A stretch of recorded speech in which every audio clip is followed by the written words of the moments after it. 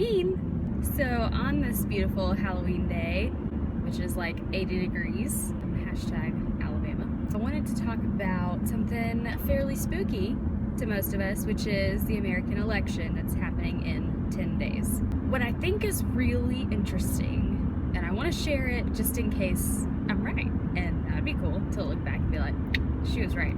I think that a third-party candidate has more potential of winning than ever before. I think as millennials age up into the usual demographic of those who vote, and baby boomers, and is it baby boomers and then Gen X?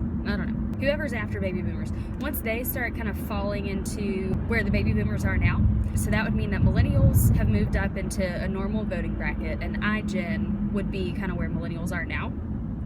I think third-party candidates have a huge potential, and here's why.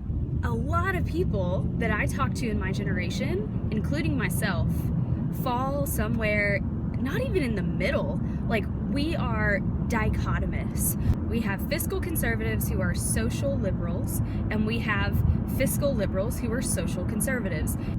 But I think it's because we've grown up being like, it's okay to be who you are, and just because you don't line up with someone else religiously doesn't mean you have to fall in line with those religious principles, and all that stuff has been a huge point in my generation's coming of age.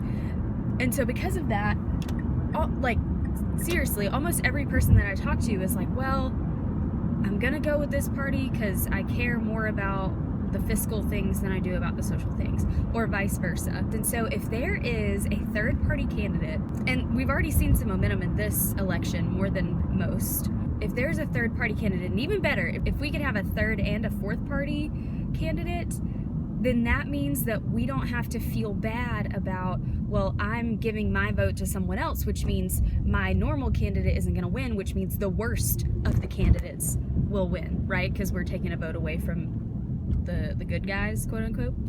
So if we could have two additional candidates who kicked ass, were really good at social media, could talk to someone without making them feel weird, hopefully weren't career politicians, like all these things that millennials really love/hate, I think we could really get out of this stupid ass two-party system that we have going on right now.